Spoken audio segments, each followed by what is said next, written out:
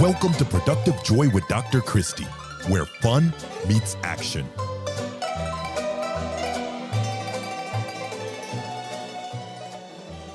Hi, friends.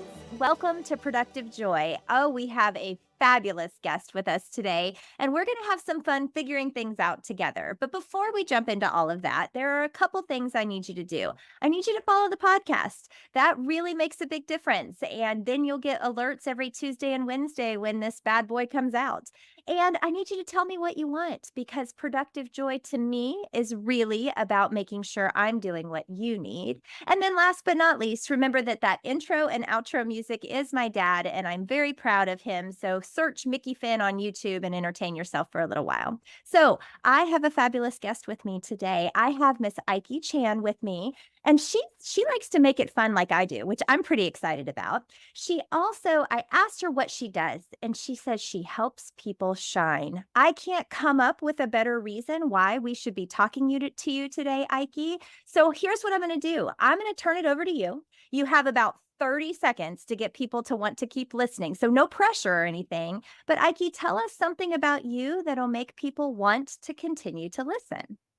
Hi, everyone. Hi, Dr. Christy. Thank you for having me here. I have a life story that stands for success that was put on my shoulder for most of my life. And it cost my own life to figure out my own success and how to shine. So keep listening. There's like more and more in my life that you're like, what? She did that? Yes. Oh, I'm so excited. And behind you, it says shine bright. And so clearly that's something that means something to you. And when you say you make other people shine, can you tell me a little bit more what you mean when you say that? How do you help people shine? Yes, due to my own life story, I'm going to give a little bit context before I answer that big question, which I didn't know my entire life. Again, everything I'm sharing here is my life. It's something to be said about living it than knowing something or studying. Everything I'm saying is like I live these experiences I'm sharing with you. So I was born and raised in Hong Kong. When I was 3 years old, I knew how to draw all by myself. It's not like childlike drawing. I would pull out photos from a family album, and I would stare at it for hours until it emerged on a piece of paper, and I would draw it with just a pencil, Wow. eraser, and just a piece of paper. And I taught myself how to draw. And it was photographic light. It's like you make a photocopy, freehand drawing. So I knew that was the only skill I had. That's a pretty big skill. Well, fortunately, I would say to an Asian parent, no Asian parent with their right mind would allow their children to be artists. Like many parents, my parent wanted me to be a medical doctor. Because I do not enjoy blood or needles or pain, I told them it's not going to happen. I'm sure I broke their heart badly as the oldest child of the family of 3 girls. So they expected me to succeed.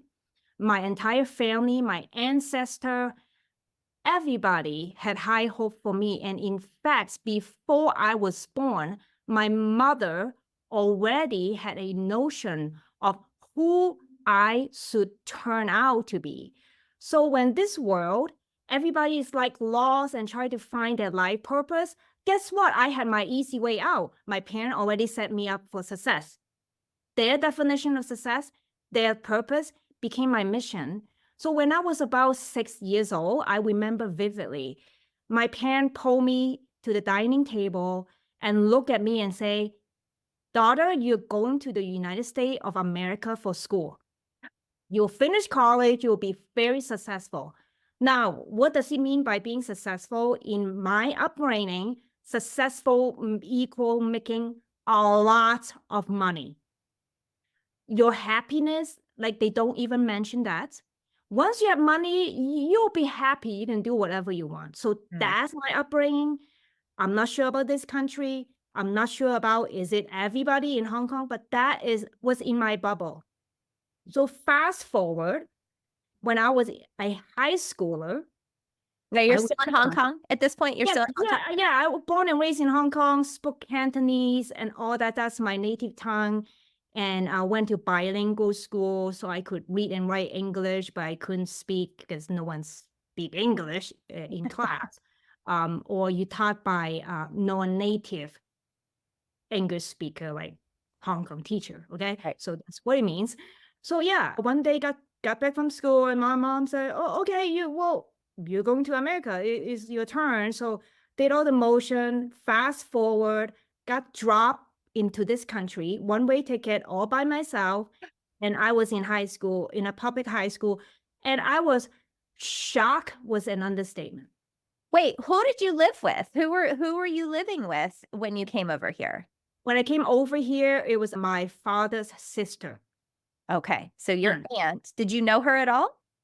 When I was really young, and then Yeah. she moved here, and then she got married and all that. So yeah, and it was like it's a funny dynamic. I'll just wait for my book come out to describe what it does to a teenager. I can only imagine. Like a complete yeah, it's just shock everything. Everything was to me, everything was almost 180-degree different. Well, it had to be. And okay, hold on, back up. So at Yeah. 3, you discover you have the ability to draw unbelievably Anything well. under the sun. Yes, yes, like crazy. Anything you Now, put in front of me. Yes. did you continue to draw from 3 to high school? No, because in my little brain, when I was 6, I somehow knew to come to America for college, be successful, drawing was not the skill to be had. Wow. And I knew I had to do really well in school. I knew I had to know English for some reason. My little brain just have notion of Americans are all blonde hair, light skin, blue eyes, which is so far off, right? So, but that was my little brain somehow equate that, and I couldn't even visualize what this country would look like, right? I had nothing to compare with. So it was like an abstract idea in my brain that, okay, you just have to not draw anymore because this is a distraction. It won't buy you anything. So to my little brain, I did a lot of reflection lately. Yeah. And then I finally figured out why I was so unhappy most of my life. Like I tried to be happy, but deep down I was not. It was because my parent rejected my identity. Yeah. It's somebody who was just a born artist type and suppress that. In the process, I rejected myself. So Mm. I just discovered that recently. It's not like, oh my God, I no, it was me just meditating or it just emerged in my brain. So I want your listener to understand that it is a very dangerous place when you reject yourself without knowing you reject yourself. Right. And how long did it take you to figure that out? So we fast forwarded, Just you're in high recently, school. just recently. Oh my goodness. I like because I know I'm on your podcast. So I started to prepare. I'm like, what is worth sharing? Mm. Right. So people are so busy. So I'm like, okay, so and then I'm like, oh, okay, that's awesome. And then yes, I never share with anyone. This just came out weeks ago. Wow, Ike. Well, first of all, thank you for giving us a glimpse behind your upbringing, your culture, who you were and who you were taught to be. That's hard. And so I honor that and I am really grateful that you were willing to share with us. And how amazing that you're still putting in the work and you're still trying to figure out who you are and what that means. And my understanding is you help other people do that a little bit too, right? Yeah, So you absolutely. help expedite success. Tell me more Yes. about what that means. Yes, that is something that I just put up on my website recently. It's a evolution. I have the hardest time to describe what I do. Okay, imagine Iky at a business setting. Oh, Iky Chan, what do you do? I help people shine. It's like, what? Like, this is so inappropriate, right? You're supposed to articulate what you do in one sentence. So I've been struggling with this for only like over 3 years. So I mean, like it's an evolution. I'm like, okay, this is unacceptable. So this is the closest I can describe. I expedite and unlock people's success. So I work with two group of people, professionals, like individuals, and companies. So I consult, I train, and all that. And it's all about expediting the success. And I work with individuals so much. So recently, I was asked by one of my clients to teach people the secret to have success and happiness. Right? There are lots of successful people I know, and we probably know they live. They're not happy. They Right. know they're not happy. They don't know what to do with themselves. They're very successful, and so I'm like, okay, I believe I arrived at that. I help enough people who told me they are very happy, that they were very successful already. So I'm like, okay, let me see how I can teach. So in the process, I kind of figure out, okay, this is the path, this is the guidance.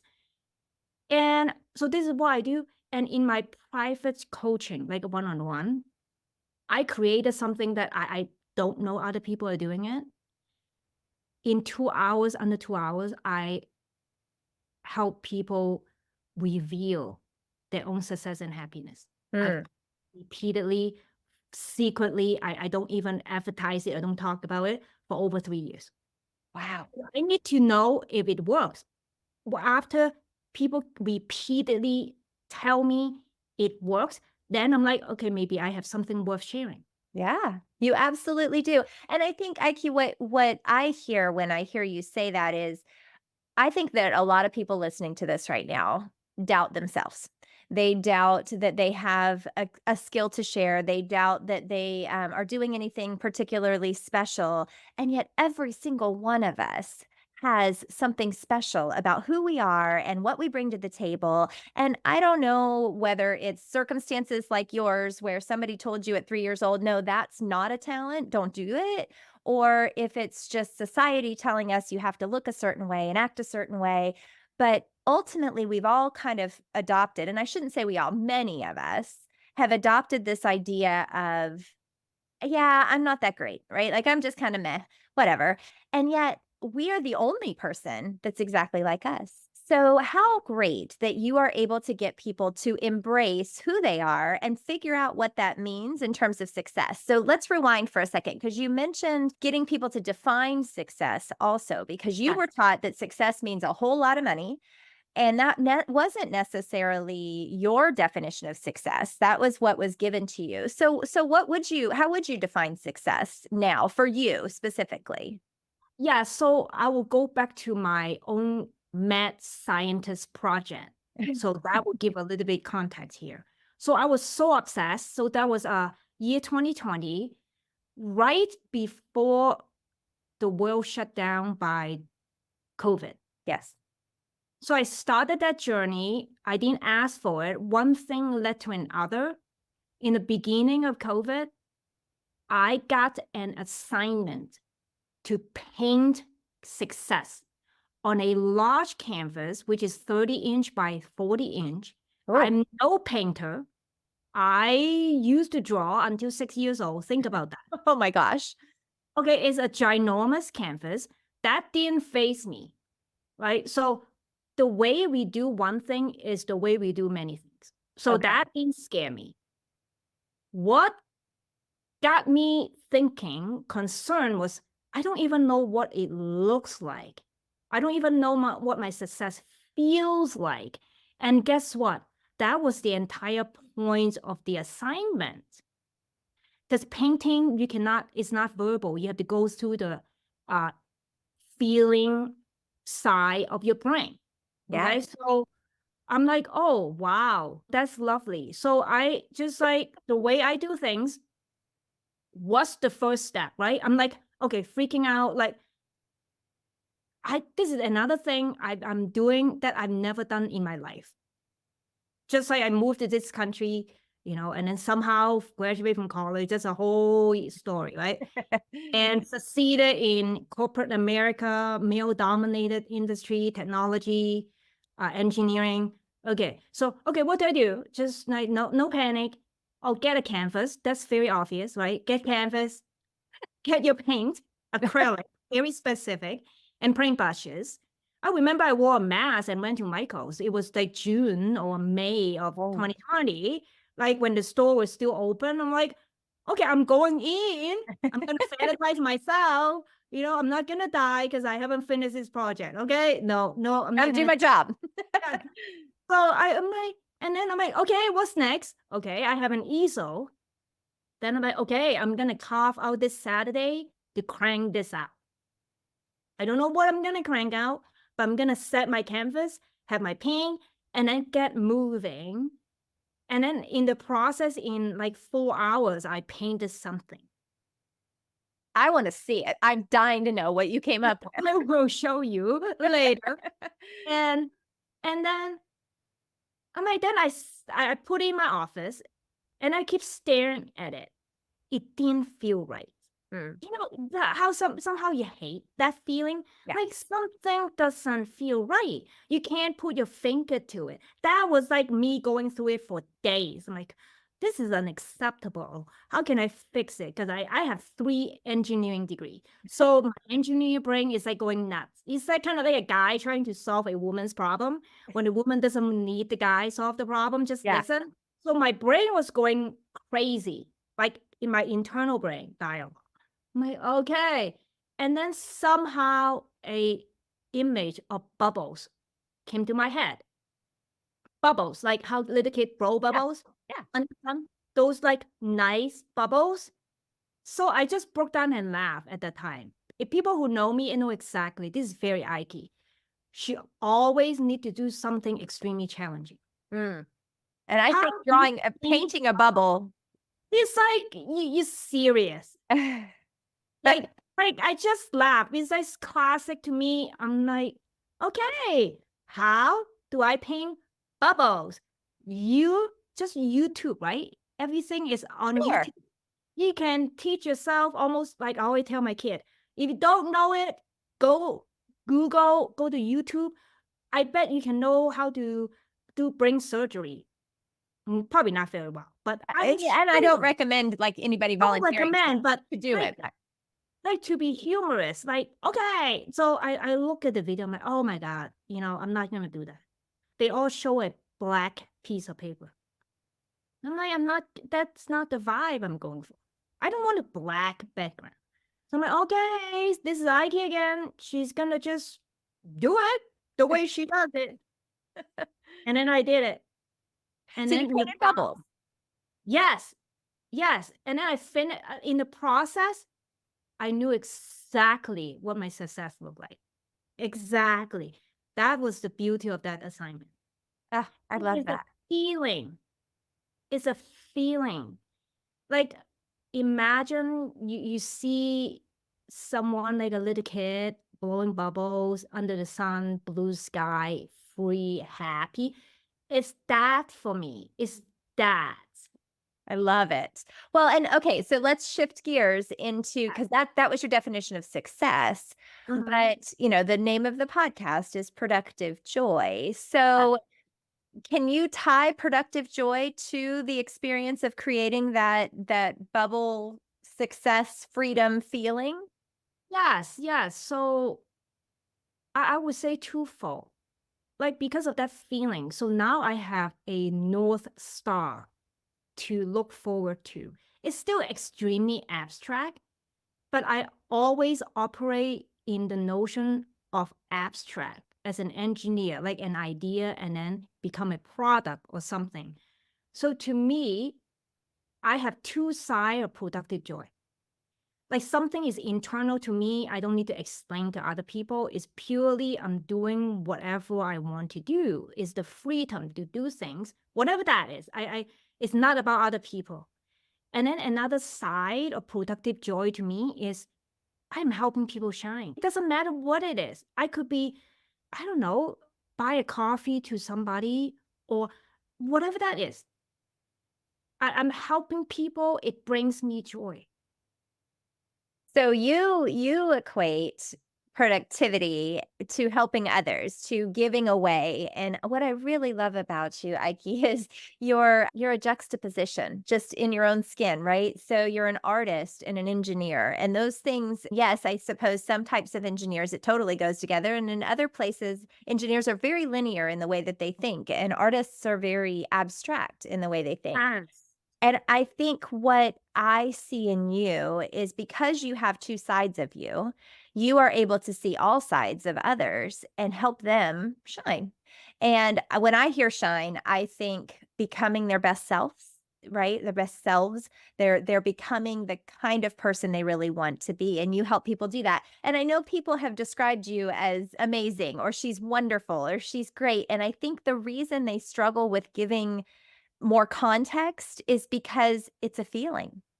You give off a feeling in Yeah. others. You create like a joy, I suppose that we could call it that, a joy in others that maybe they were lacking before, and you help them find that outside of there, which I think is a pretty darn special skill. I'm not sure many Well, people do that. yeah, it's funny. Like, I have yet to have a company come to me like, hey, I want you to create that feeling in our culture. And I have a whole lecture on culture. I think people are doing it wrong. But yes, the company just need to talk to me and then, we can figure it out. So yes, I spent a lot of time in corporate America and rise to be a senior leader, Mhm. a multinational technology company. So again, everything I did was living it at the moment. What do I need to do? Exactly like, okay, I need to paint. I don't know how. What's next? Yeah. Constantly doing that. And I believe my secret sauce for leadership is to align people's interests and their greatness with the company's interest and greatness. And imagine in Venn diagram, I constantly have to justify and overlap the two, and then describe the middle, the share area, and rally the troop. Yeah. Well, and you like to make people shine. You like to make it fun, right? My whole concept, like you said, it's hard to describe what I do in a sentence. I make work fun so people don't quit. But when people hear that, it's kind of like I've moved their cheese. I don't know if you've read that book, but Who Moved My Cheese is really about this was my target and now this is my target and I'm not sure I'm comfortable with this new shift. And so when I say make it fun, I don't mean you know happy hour and going bowling as a team. Yes, that's fun for some, it's not fun for all. I mean that people feel valued and appreciated and their talents are being utilized. So I think about your little brain. What is that, what you called it, your little brain? Yeah, when I was sick, I always go back to the little Iky, like how she Yeah. was told not to behave the way she was born, and how to be quiet, how to lay low, how to not raise her hand, and how to keep doing her work, and how to build a bubble around her to protect her. Maybe that's why bubble was your idea of Yes, I still build bubbles around me. I'm still yeah. very naive because I need to shield myself from all the non-joyful stuff, the Yeah. Which negativity you're around me. wise to do, and I hope your bubble is very thick because we all need to protect ourselves so that we can be our best selves. But I'm thinking back to Ike with her little brain being told, this is the definition of fun. You must do these things. You do not have any choice in the matter. And I think as leaders, the most important thing we can do is hear where people are, Yeah. recognize that the fun isn't the same for all of them, and then help them shine in that space. And I'm just so honored to have had the chance to learn from you in that space because clearly you do a great job of this. And we're going to, in just a second, figure out how to get in touch with you because people need a little more Ike in their life. Okay, But thank you. before we get there, I have some rapid fire questions for you. Are you ready? Are you excited? Yes, I am. Okay. So, first and foremost, what is your definition of fun? Fun. I have two answer. One is internal, just me. If I can do anything I want, even like read one page of the book, I consider it fun Mm, because I'm honoring my freedom as spontaneous. if I have to move outside of my bubble and face the world, fun is back to how can I serve people, meet them where they are. It could be a long-term assignment. It could be a quick text, just send people good energy, anything to serve people and brighten up their day. Ah, that's beautiful. I love it. And I love that you have two answers. I think both of them are valid. Okay, so how do you know when you are showing up as your authentic self? I I thought about this, and this is my answer. I'm always authentic. I have learned through my life experience how people perceive me, how people are openly embrace me, the true me or not. I will scale to low, like a 1 to all the way to 10. I know when I show up, who can handle the 10 out of 10 Ike, or they only care about the 1 out of 10 because it's a business setting they're not interested in. They don't have time, they don't want to figure me out. Bam, bam. So I learned to how to dial myself. I'm always myself. But how much of you Yeah, expose? because I overwhelm people. Some people cannot handle me, and then they're just too much. I've heard people saying too much. I'm very intense. I'm very passionate. So Same. I learned not to overwhelm people. They may not be ready for that. I'm kind of a shock to people sometimes. So But you know what, Ike? I think that that's important because the 3-year-old you had to dial yourself back. And now you get to, as an adult, say, I'm choosing, right? You dialed me back before. Now I get to choose. Okay. So, how do you show up as your best self on your worst days? best self is self-talk. Is a mind game. Life is a mind game. Yeah. This is why I became a brain-based coach. It's all brain-based. It's my self-talk in my head. Yeah. It's insane. I'm not giving justification for others. It's me. So I have to learn to have the ability to rescue myself to a less than positive energy to positive in the least amount of time.